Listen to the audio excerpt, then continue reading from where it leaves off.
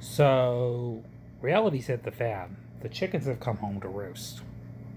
Okay. And it's not just about Democratic voters moving to the left. I say it's voter evolution. Because here's the reality, it's not just about the left versus right. There's more to this argument. The reality is, like I said, people are tired of the status quo. This is why the pendulum swings so many different directions every election cycle. Okay? It's the populist awareness in general. Okay? It is really kind of an independent streak of frustration. It's not just left versus right. I will say a lot of the left wing pendulum swinging is due to the anger of the corruption people are seeing and the far right turn of the government under Donald Trump's presidency. I do think that has a huge factor. I'm not going to minus that out. That is true. But it's also the fact that people are frustrated about things never getting fixed. Healthcare premiums continue to go up. People can't afford things. Okay? These issues never get addressed. We've been going on a 50-year cycle of nothing ever changing. The quality of working class life is disappearing. People can't afford things anymore. Demand for higher wages is now a necessity of survival because people can't afford things on a regular living wage anymore because inflation's gotten so bad. Okay? It's just so much more than left versus right arguments. I think people narrowly, it's like lazy thinking. They narrowly fixate things on cultural and partisan politics on every issue. It's more than that. And, you know, anti-establishment fervor comes from both sides of the aisle. Okay, I would say it's different energy for sure. I'm not here to deny the reality that some of it from the right is racism and cultural animosity. A lot of it is, but some of it is also economic anger and rage towards the status quo and the forever-ending wars. And I want to remind people that's why a lot of Gen Z men voted for Trump. And again, I didn't agree with their vote. I didn't vote for Donald Trump. You know, I've been a lifelong liberal. I've been a lifelong progressive. I've been a lifelong Democrat, proudly. You know, but not to say I agree with everything the Democratic Party endorses or does either. I don't agree with some people on the far left. I think sometimes, in some areas, they are a little radical for my taste. But, you know, I don't really like to label myself because I feel like in many ways I'm very independent in my thinking.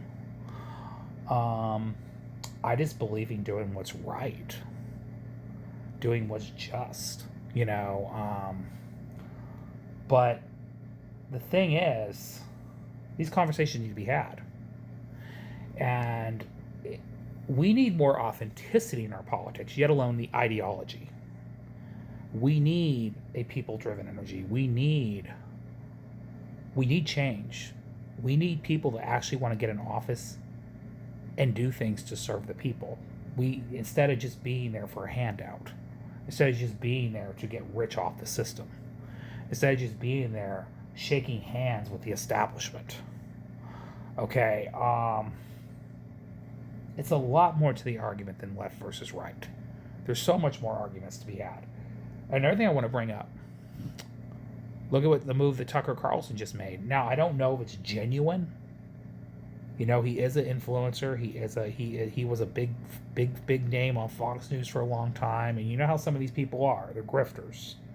They do all kinds of grifting projects. I'm not here to go kumbaya with Tucker Carlson by any measure, but and Marjorie Taylor Greene. Okay, I don't think they're honest actors, but I ain't gonna lie. Their approach to politics on some levels is kind of smart. I kind of like the little moves they're making here and there, giving a kick at the GOP. You know, because they're coming out. They effectively left the Republican Party. They publicly announced it. I don't know if it's a pressure campaign. I don't know if they're really leaving the Republican Party. I don't know how much I trust these people. But I like the fact that they're kicking the Republican Party in the shiv. You know, and they're making it very clear why they're leaving the Republican Party and the fact that the Republican Party is too damn corrupt for them.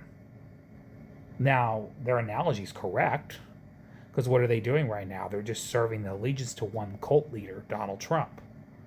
They're spending more money on wars that we don't support. They're supporting unconstitutional legislation to allow Trump to do whatever he wants. So yeah, they're correct to acknowledge how corrupt they are. And they're not putting American priorities first. And they want to start an American-focused party. Now, they want to start an independent party. Fine. I wish them luck on that. I don't know how far that's going to get. It takes a long time, and it's a very expensive process.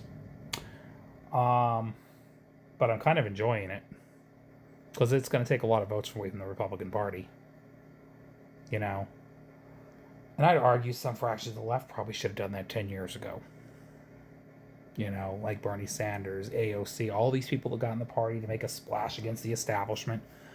They should have honestly started that idea. Because the one thing I'll give to the right, you don't agree with any of their tactics, I don't agree with their politics at all, but they sure the heck, when they want to fight, they know how to fight to pull things their direction. They will stop legislation in the mid of the night, just get their point across. They will fight till the very end, tooth and nail, to get what they want passed. Okay? They will buck their party leaders on a regular basis. And that's because they know the will of the base is with them. Their voter base is with them. Okay? So, I'm not going to say their approach is necessarily smarter, because I see some aspects of the Democratic Party getting taken over by third-party entities. So I don't know which approach would have honestly been better. I mean, regardless, it would have took about 10 years for any movement to happen. And people are like, oh, well, every movement takes about 10 years. Let's just be honest. So the left hypothetically started an independent party. They might have gained a little momentum now, 10 years later. But they know they would also suffered a lot of losses along the way, because the two-party system's too powerful. And it would have taken votes away from the Democrats and helped Republicans win. And that was always the fear they had, just like the vice versa is just the right. They fear that they're going to help Democrats win by splitting the party. And unfortunately, that is a sacrifice you have to take. But, especially for the Republicans, I'd say it's a great idea. It might change these people because they're way too corrupt. You know, it might wake them up when they get obliterated in these midterm elections. I don't know. But I don't know which approach. I honestly don't know enough to say what approach would have been smarter. But I'd say in some aspects that is happening on the left too, even though nobody's effectively started an independent party on the left. Because you see it happening within the party right now. Okay, and both parties at some point have dealt with this before. Republicans dealt with it, and now Democrats are dealing with it. You know. But I wish them luck on their endeavor. I don't know if I agree with their approach. I don't know if I agree with their politics at all. But I understand why they're frustrated, too, even though I don't agree with them. Because the side they voted for didn't end wars. They gave us more wars. They didn't make America a priority.